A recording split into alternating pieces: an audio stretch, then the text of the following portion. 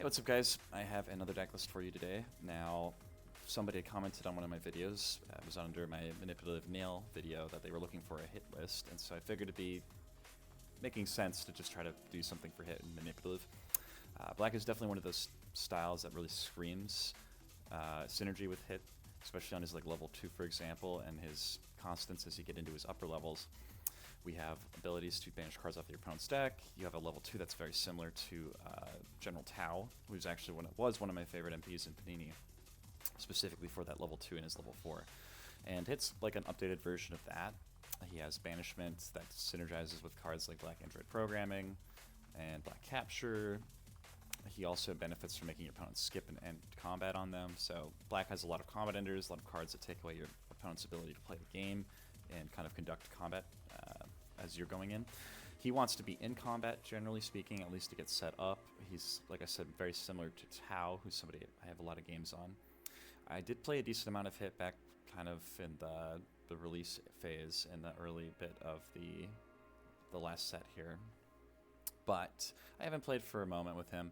Every time I look at him, I kind of get a little frustrated myself. As you notice on his stack, he's not really an action generator per se.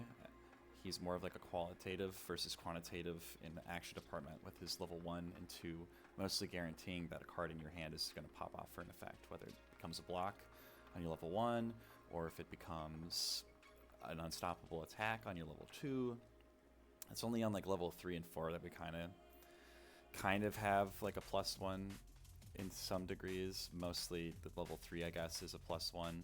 So because you get a draw and you get a stop an attack. So I don't really think building with the intention of always hitting level 3 and 4 is maybe the best. I think typically you're going to have the most success if you're just trying to get to level 2 and hover around there.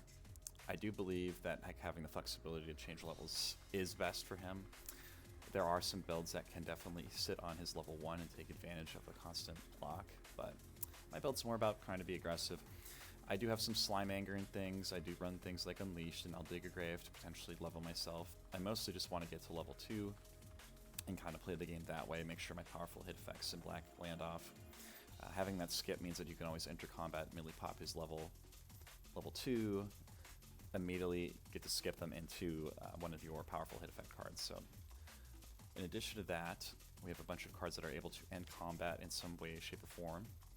And so we'll kind of run through the list. Manipulative Mastery is really nice with him because you're able to get that life card mod, help you get a little extra damage off, which is nice, pushes you much more into the critical damage threshold. But then you're able to play a lot of these like really powerful attack cards for some really cool defensive tricks that synergize pretty well with what he's trying to do, which is ultimately land a couple of key attacks, whittle your opponent down, potentially do a lot of banishing if you decide, or you draw the cards for that kind of route.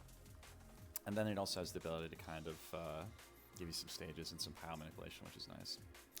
So we start with 3 stare down. I don't have Sphere in this build. You could definitely run Sphere if you find the space or you find cards that you prefer. I personally always like a 3 stare down, 3 Confra in most of my decks. I sometimes fluctuate and will do a 2-2, 2 stare down or confrontation with 2 Sphere. I don't have a lot of events that I care about in this deck, truthfully, that I want Sphere for over other things. If you end up finding that you want to, though, by all means, fit it.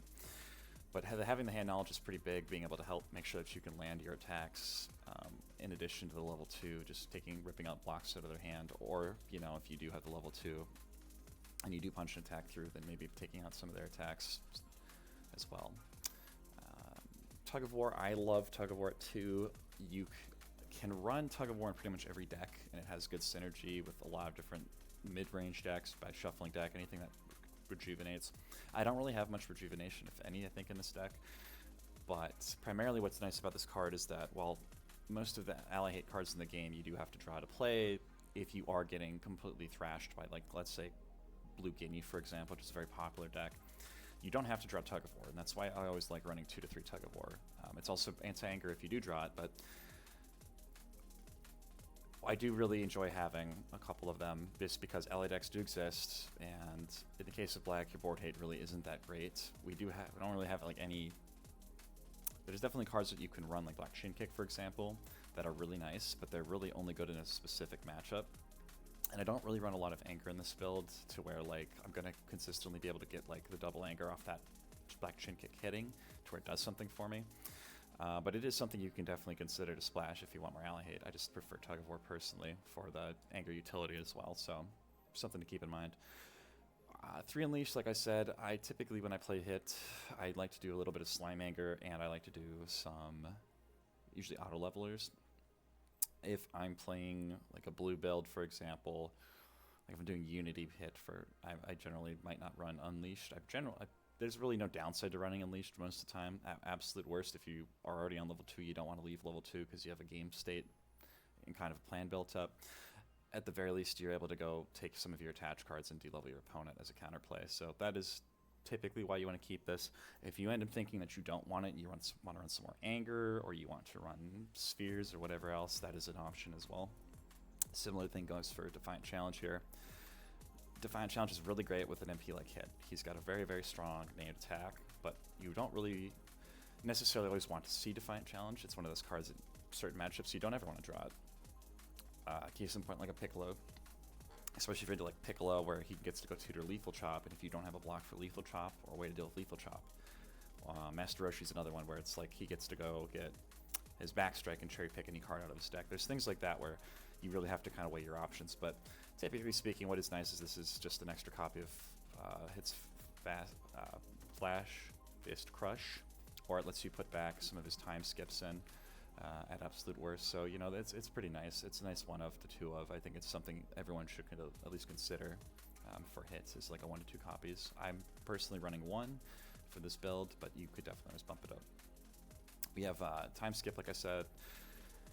So hit as a stack does not really, like I said, have action advantage. It's more qualitative. He gets his advantage from actually drawing time skip, which is kind of one of the reasons I don't personally like to play him that much. There's a lot of variance in terms of like if you draw this card, it's really great. If you don't draw this card, it kind of sucks. Playing him a lot of the time, just because he doesn't kind of keep up action-wise. But what's nice about the black pairing, and like even if you don't see time skip, which is a crazy good card, always live, always good.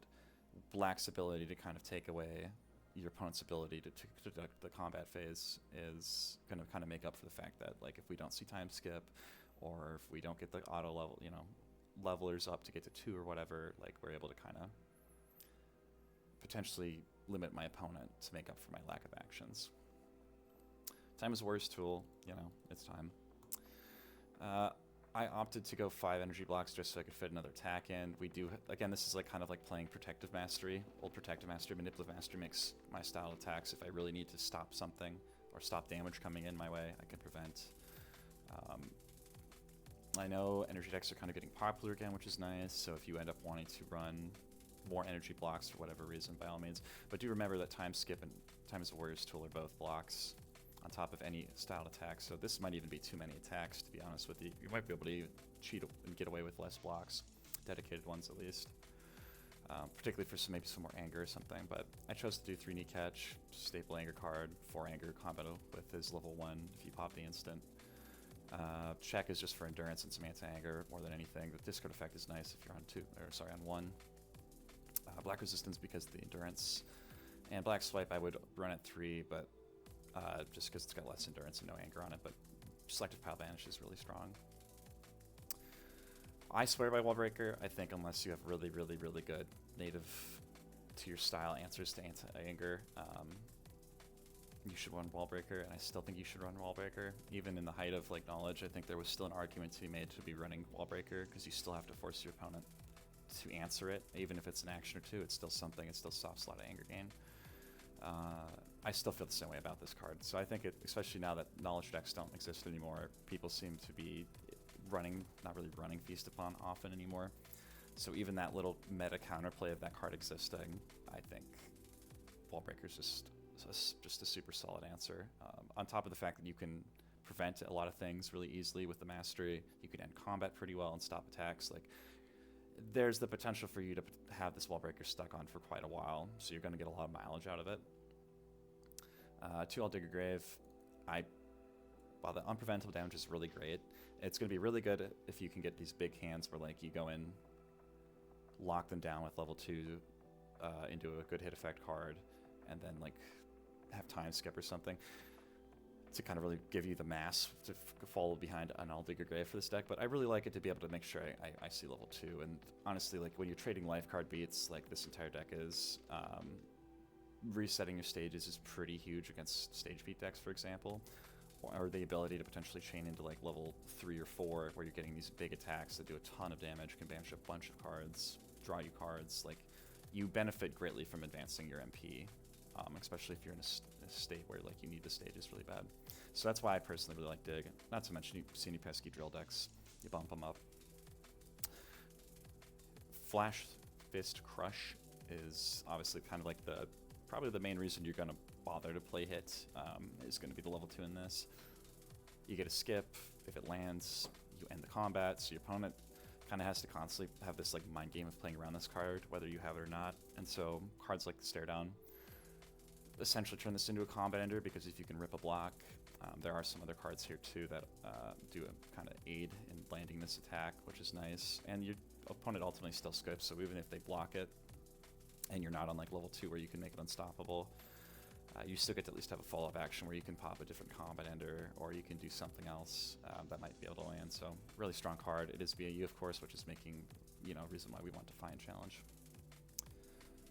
We get into the style physical attacks. We have one copy of Black Punt. It's just an attached target. You can play it defensively with the Mastery, which is nice to attach. It's got endurance on it. I just have it in there. It is nice that it makes your named attack styled. It is just a little extra protection. There's an argument that you could run, like, 2 of this just to get you, help, especially with, like, us running Wall Breaker and all these freestyle events. And not so much it doesn't protect the events, but really just protecting these attacks, making sure you can play these. That's really why it's in here. So you could argue 2 of them, just to always make sure that you have an ability to potentially get this off and not have this turned off. But we have 3 defensive bursts, because physical aggro is incredibly degenerate in this game, and it kind of snowballs on you really hard, so being able to stop off it, prevent them from performing, is really strong. Shattering Strike I have as a 2-anger reveal card with a bunch of endurance. I kind of look at this card almost like a red Sword Strike, where it's like this big endurance card with some anger, kind of vanilla, but it's really nice. I could see an argument to fit the 3rd one in here. It's just you have to find the space. So, or maybe you won't like it, 2 black flashback. Again, there's another card that you can play the numbers with if you like it or not. It has really great synergy with hit, because, and just this deck list in general, because we have cards that we want to land with hit effects like Defensive Burst and the Flash, Fist Crush, and some of these other energy attacks I have in here. So it's just another way, if you play it defensively with the Mastery, you get to rip a card out of their hand until you perform, after you've performed your next attack, which is really nice. Energy attacks, we got 2 Blinding Energy move. It's a combat ender, that's why we're running it. Energy Web at 2, you could run this at 3 if you think the meta is more energy beats oriented. Same thing, you could trade numbers around with Defensive Burst, but I think there's enough of a merit to consider running 2 of this against, like, a Piccolo, for example, or something. This can do really good.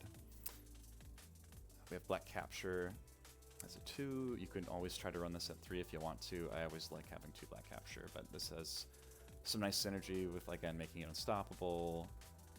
And then this card is, like, kind of your ways to kind of make up for you that you don't really have healing in your deck, and your way to deal with Dragon Balls and stuff is to get these on and then just keep ending combat just like General Tao would. Black Swirl, similar, has, like, some really good synergy with, like, things like Black Flashback and Stare Down, to where, like, and a lot of decks also just tutor cards in the game. So it's pretty easy to kind of, like, at least know at least 1 or 2 cards that are in your opponent's hand a lot of the time. At worst, you make an educated guess, and you're able to shut off a card. What is really nice about this is being able to play it defensively to potentially turn off other cards. So if, like, opponent plays, like, an uppercut, orange uppercut, for example, and tutors orange bite kick. Oh, well, I prevent it with a Mastery, and I'm going to just Black Swirl your bite kick, and it doesn't waste me in action. And it is a 2-anger card, which is really nice as well. So I love this card. This card's always going to be goated as far as I'm concerned. But if it's not something that you like, by all means, you could replace it with some copies of these other cards, or a different card that you're feeling. And then 3 Black Trick Shot. This card just defensively is incredibly strong. This card kills a lot of anger decks. You could potentially get it for 3 combats, which is really nice. I'm sorry, rather at least 2 combats, so that's pretty nice. It's not like Severing Punch, but great card. Unpreventable damage. You can't modify it, but that's fine. But just being able to play that defensively to shut down anger decks for combat is almost as good as ending combat on them, so if not better. Finally, some board cards. I run 3 Power Up, 3 Android Programming. Power Up's just a combat ender and really strong. And then, of course, Programming is an attach card. It increases the amount of cards that I would banish off the top of a pile or life deck. So works with the Mastery, works with our levels 2 through 4 that have banishing effects on the top of the deck. So this is, again, based off how your draws are going and your game state. Like, this also amps up Capture. So this gives you a different way, kind of another engine to win, and is an attach card. If you mill them off your deck, they go into play with the Mastery, which is nice. Black Absorption Drill has nice synergy with all these banish effect cards in the game, or in this stack, I should say, and some of these other cards, which is really nice if you get that engine line. But it's not necessary by any means. It's kind of more like supplemental to an existing game plan. You always could try to put some more cards that synergize with this. Like, you could do Black Gut Crush, for example, but I opted to not run the card in this build just because I wanted to fit some more anger cards, but there's another attack you could run that's totally legitimate and fine. Black Smoothness Drill, just because hand size, and then a ball 7 for more combat ending. So ultimately we have what? I think we have 4, 5, 6, 7 cards that end combat, like right here, and then 8, 9. And then we have 5 cards that can stop your opponent from performing attacks entirely. We have cards that entirely stop your opponent from gaining anger, essentially. Multiple of those. Cards that shut off your opponent from playing specific cards. So a lot of the slots in the deck are more towards stopping your opponent from doing things, which is really nice. Again, if you want to fit Spheres in here, you don't like the Defiant Challenge, you don't want to bother with Unleashed, there's a bunch of slots you can all of a sudden open up for yourself. You don't want to run Wall Breaker, and you want to run like something like a Devastating Blow, or you want to run maybe like a Black Palm Blast or something that has some anti-anger, Gut Crush, or some onboard anger. By all means, I think running those things would make it smoother. This is just kind of like a bit more of a tech list than anything, and that's kind of like a lot of times how a lot of my builds start out, is kind of a little techy. So if you want to streamline it more for damage, by all means, cut some of these cards for some more life card beats and then go at it. I would say, you know, adjust kind of the attacks as you like them, and if you don't like them, try out some other stuff. But the core is going to be a lot of these hit effect cards. You need these.